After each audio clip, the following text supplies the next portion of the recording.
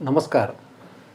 आज आता आपण वंदनीय दादांनी मानवी जीवन सुखी होण्यासाठी वेगवेगळ्या मार्गाची योजना कशी आखली गेली आणि त्याचा सोपा मार्ग कुठला हे आज आपण समजून घेऊया. म्हणजे मानवी जीवन सुखी होण्याकरता 3 मार्गाची योजना आखलेली आहे असं सांगितलं वंदनीय दादांनी. सगळ्यात पहिला मार्ग कुठला तर वेदवैदिक, दुसरा आहे देवदैविक आणि तिसरा आहे गुरुमार्ग.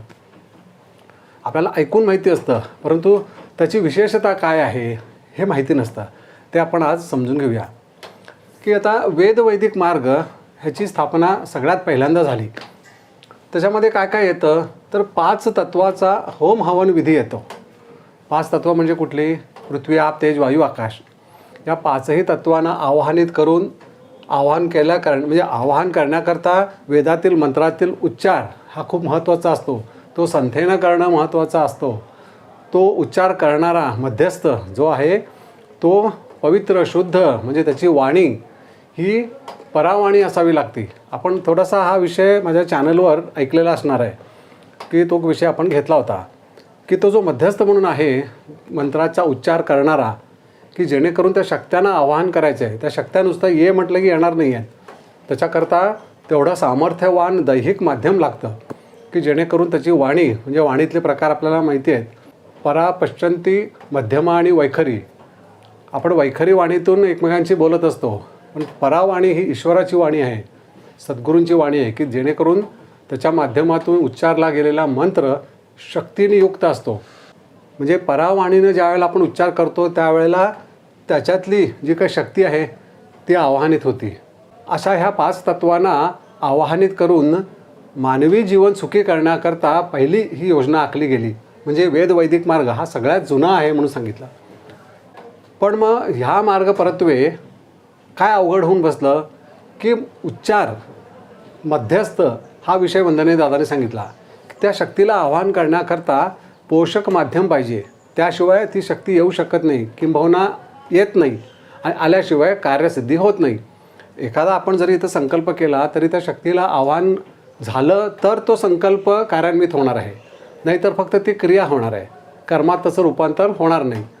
म्हणून हळूहळू हा मार्ग कमी कमी होत गेला. नंतर मग काय झालं, जसा काळ बदलला तसं मग देवदैविक मार्गाची स्थापना केली. त्यावेळच्या ऋषींनी काय केलं, वैश्विक शक्ती जी आहे ज्याला आपण ईश्वर म्हणतो ती कशा स्वरूपात आहे ह्याचा अभ्यास केला आणि त्यांच्या असं लक्षात आलं की ब्रह्मा, विष्णू, महेश म्हणजे उत्पत्ती, स्थिती, लय अशा स्वरूपात ती शक्ती कार्य करते आहे. मग आता तिला सौम्य करून आपल्याला जोडून द्यायचं आहे. म्हणून देवदेवतांची स्थापना आपल्या कुटुंबात आपल्याला जोडून दिली. त्याच्याकरता त्यांनी काय केलं, मूळ शक्ती कुठली आहे, ओंकार. तर त्याच्यातल्या 3 शक्त्या ब्रह्मा, विष्णू, महेश आणि त्याच्या भार्या म्हणजे त्याचं सौम्य स्वरूप म्हणजे महालक्ष्मी, महासरस्वती आणि महाकाली अशा स्वरूपामध्ये त्या आपल्याला सौम्य करून आपल्या कुटुंब परंपरेप्रमाणे कुलधर्म, कुलाचार आणि कुलोपासना अशा पद्धतीनं त्या जोडून दिल्या. कशाकरता, मानवी जीवन सुखी व्हावं.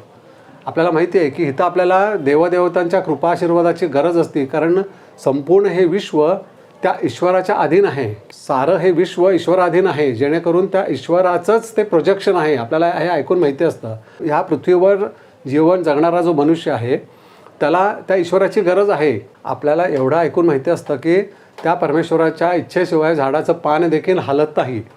मग आता आपल्या जीवनामध्ये त्या देवदेवतांची गरज आहे की नाही, 100% आहे. परंतु ती जोडण्याकरता काहीतरी माध्यम लागतं. सगळ्यात आधी वेदवैदिक मार्ग, मग तो अवघड झाला म्हणून मग सोपा म्हणून देवदैविक मार्गाची योजना आखली गेली की जेणेकरून ह्या सगळ्या शक्त्या सौम्य करून आपल्या कुटुंब परंपरेप्रमाणे आपल्या कुटुंबात कुलधर्म, कुलाचार आणि कुलोपासना अशा पद्धतीनं त्या जोडून दिल्या. कुलधर्म म्हणजे काय, आपण तो एक एपिसोड केलेला आहे. नव्याने आज कोणी बघत असेल तर अवश्य तो एपिसोड पाहावा. जेणेकरून कुलधर्म म्हणजे काय, आपल्या कुलदेवदेवतेची षोडशोपचार पद्धतीनं पूजा अर्चा की जेणेकरून ती जी शक्ती आहे, तो जो कृपा आशीर्वाद आहे, तो प्रसादाच्या माध्यमातून आपण सेवन केल्यानंतर आपल्या देहाच्या ठिकाणी असलेले दोष बाहेर जावेत, कृपा धारण व्हावी आणि आपली आत्मिक शक्ती वाढावी. आपण विषय आता समजून घेतो. आपल्याला कळायला लागलेलं आहे की दैहिक शक्ती जर का 75% असेल आणि आत्मिक शक्ती 25 असेल तर काय होतं, आपल्या जीवनात दुःखाचं कारण दैहिक आणि आत्मिक ह्याच्यामध्ये समतोलता नसणं हे आहे. मग आता ऋषीमुनींना हे माहिती होतं, म्हणून तर त्यांनी ह्या मूळ शक्ती त्या सौम्य करून आपल्याला देवदेवता म्हणून आपल्या घरामध्ये आपल्या कुटुंबाला जोडून दिल्या. देवदेवतांच्या कृपा आशीर्वाद प्राप्तीकरता तिथं फक्त कुलधर्म सांगितलेला आहे, तिथं मंत्रोपचार जास्ती नाही आहे. षोडशोपचार पद्धतीनं पूजा अर्चा करून त्याप्रमाणे आचरण घरामध्ये ठेवणं, म्हणजे कुलधर्म म्हणजे देवदेवतांची पूजा अर्चा, कुलाचार म्हणजे तसं घरात आचरण ठेवणं, तर मग कुलोपासना म्हणजे कुलाची जोपासना होईल, म्हणजे आजोबांच्यापेक्षा नातू हा श्रेष्ठ जन्माला येईल. अशी योजना ऋषीमुनींनी देवदैविक मार्गाची स्थापना करताना केलेली होती. अनेक जन्माचा जर का आपण विचार केला तर हा जो पहिला मार्ग होता जो वेदवैदिक आहे तो अवघड झाला म्हणून देवदैविक मार्गाची योजना आखली गेली. परंतु त्या काळातसुद्धा लोकांनी ते नीट समजून घेतलं नाही. आपण इथे जीवन जगतो आहे म्हणजे काय, जीवनात साध्य काय करायचं आहे, मग आपल्याला दुःख नको आहे, आनंद पाहिजे किंवा सुख पाहिजे, मग सुख मिळवायचं साधन नक्की काय आहे, मग ह्या देवदेवतांना आपण जोडून घेणं म्हणजे नक्की काय, हे न कळाल्यामुळे युग जशी बदलत जातील तसतसे हे मार्ग हळूहळू मागं पडत गेले. जसं आपण आता बघतो की समाजामध्ये आपण बुद्धीच्या माध्यमानं जरी विज्ञानाची कितीही प्रगती केली तरीसुद्धा कर्म ऋणानुबंध संपलेत का? नाही संपत. कारण त्याची निर्मिती ज्ञान अज्ञानानं अनेक जन्मापासूनची ती झालेली असते आणि ती हळूहळू प्रवाहित होत होत आपल्या या देह माध्यमाशी ती एकरूप झाली असती. आपल्या देहाच्या ठिकाणी असलेला आपला सूक्ष्म देह, त्याच्याचकडे आपले अनेक जन्माचे ऋणानुबंध कर्म, तोच त्याचाच तर प्रवास आहे. आपण स्थूलमानाने जीवन जगत असलो तरीसुद्धा या देहाच्या ठिकाणी प्रधान कोण आहे? सूक्ष्मदेह. त्याच्याचकडे जन्मकर्म ऋणानुबंध हे सगळे आहेत. म्हणून आपल्याला जगामध्ये समतोलता दिसत नाही. आपण म्हणतो किती विषमता आहे, काही जणांना भरपूर काय काय मिळतं, काही जणांना अजिबात मिळत नाही. मग ही विसंगती का? मनुष्य जर का सारखाच आहे, प्रत्येक मनुष्य हा जरी एकाच वयाचा एकाच वयोगटातला जरी दिसला तरीसुद्धा त्याच्या जीवनामध्ये एखाद्याच्या जीवनामध्ये आपत्ती आहे, संकट आहेत, एखाद्याच्या जीवनामध्ये सुख समृद्धी शांती आहे. मग हा जो डिफरन्स आहे तो ह्या देवदेवतांच्या कृपा आशीर्वाद प्राप्तीच्या हितसंबंधात आहे, हे आपल्याला माहिती नसतं. म्हणजे आता आपल्याला लक्षात आलं की वेदवैदिक मार्गानंतर देवदैविक मार्गाची योजना आखली गेली, परंतु ह्या देवदेवतांना मान्यता देऊन घरात त्याची स्थापना करून कुलधर्म कुलाचार आणि कुलोपासना जर का नीटनेटकी सांभाळली गेली, पाळली गेली तर पुढील पिढी ही निकोप उत्तम, म्हणजे आपण ऐकून माहिती असं शुद्ध बीजापोटी फळे रसाळ गोमटी म्हटलेलं आहे. मग फळे रसाळ गोमटी कधी जन्माला येतील? बीज शुद्ध असेल तर. मग म्हणजे थोडक्यात काय, त्या वंश परंपरेमध्ये कुलधर्म कुलाचार जर का नीट पाळला गेला तर कुलोपासना म्हणजे कुलाची जोपासना होणार आहे. परंतु तो सगळा विषय मागं पडला, दुर्लक्षित झाला. त्यामुळे हताश अशा अवस्थेमध्ये मनुष्य जीवन जगू लागला. बुद्धिमाध्यम आहेत आणि काही जणांनी प्रगती केली, विज्ञानाची प्रगती झाली, प्रगती विज्ञानाची झाली, परंतु मनुष्य अज्ञानी राहिला असं वंदनीय दादा सांगायचे. खूप समजून घेण्यासारखं आहे. मनुष्य अज्ञानी राहिला म्हणजे काय, माणसाला स्वतःची उत्क्रांती करून घ्यायची आहे हेच कळलेलं नाही. मग ह्या देवदेवतांची गरज आहे ती सुखशांती मिळवण्याकरता आणि आत्मिक शक्ती वाढवण्याकरता. परंतु ती आत्मिक शक्ती किती वाढवायची? तर ती 100% व्हायला पाहिजे, तर आपली उत्क्रांती होईल. 50% झाल्यानंतर सुखशांती समाधान मिळणार आहे, परंतु तेवढ्यानेच संपलं का? नाही आहे. आपल्याला उत्क्रांत व्हायचं आहे. आपण जीव अवस्थेतून जीवात्मा ह्या अवस्थेला मनुष्य योनीमध्ये इथं आलेलो आहोत पृथ्वीवर. आता आपल्याला आत्मा ही अवस्था प्राप्त करून घ्यायची आहे, तर परमात्मा कोण आहे हे कळेल. मग त्याच्याकरताच आधी वेदवैदिक मार्ग, मग देवदैविक, म्हणजे किती प्रयत्न चालू आहेत युगानुयुगे, परंतु मनुष्य हा सुखी झाला का? सुखी म्हणजे सुख म्हणजे काय हे त्याला कळालं का? नाही. तो जीवात्मा ह्या अवस्थेतच पुन्हा पुन्हा जन्माला येतो आहे. म्हणून मग शेवटी गुरुमार्गाची जो अतिशय सरळ सोपा असा मार्ग जो सर्वश्रेष्ठ आहे असं म्हटलेलं आहे. गुरुमार्ग हा सर्वश्रेष्ठ मार्ग का? कारण गुरु ही अवस्थाच मुळामध्ये विश्वाची उत्पत्ती ज्या ओंकारातून झाली, तो ओंकार कशावर अधिष्ठित आहे? तर तो ब्रह्म या अवस्थेवर अधिष्ठित आहे असं म्हटलं आहे. म्हणजे ब्रह्मा विष्णू महेश ही जी तत्त्व ती शक्ती स्वरूप आहेत. आपण हाही विषय घेतलेला आहे ह्याच्या अगोदर माझ्या यूट्यूब चॅनलवर एक्सप्लेन केलेला आहे की ब्रह्म ही अवस्था सर्वव्याप्त आहे, त्याच्यामध्ये शक्ती स्वरूप ह्या विश्वाची निर्मिती झाली. म्हणजे जीव जगत आणि ईश्वर ही तत्व ज्या तत्वावर अधिष्ठित आहेत त्याला ब्रह्म म्हटलेलं आहे. आणि त्या ब्रह्म अवस्थेतून गुरु हे येतात. म्हणून आपण गुरु ब्रह्मा गुरु विष्णू गुरु देवो महेश्वरा गुरु साक्षात परब्रह्म म्हटलेलं आहे. म्हणजे साक्षात परब्रह्म अवस्थेतून सद्गुरू आलेले असतात. म्हणून हा सर्वश्रेष्ठ मार्ग आहे.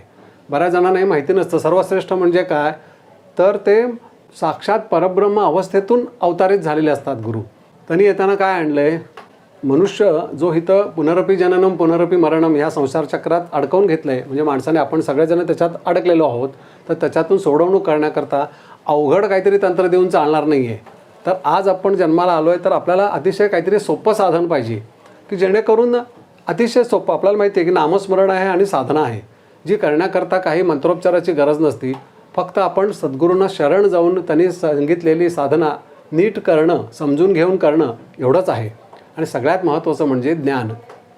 सद्गुरू आपल्याशी संवाद साधू शकतात, किंवा त्यांचं जे काय आपल्याला ग्रंथ पोथी आपल्याला वाचायला मिळतात, त्याच्यात त्यांनी लोकांना ज्ञान करून दिलं असतं की इथं आपण जीवन जगतोय म्हणजे नक्की काय, मनुष्यजन्म कशा करताय, हे सारं विश्वब्रह्म म्हणजे काय, आपल्याला कुठं जायचं आहे, किंवा आपली जी काय आंतरिक अवस्था आहे आपल्याला ओळख करून घ्यायची. आपण नेहमी सद्गुरू सांगतात, आपल्याला माहिती असतं, तू स्वतः कोण आहेस ह्याचा शोध घे.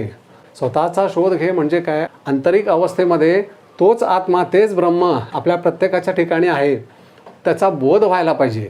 तेव्हा आपल्याला पुढली अवस्था प्राप्त होईल.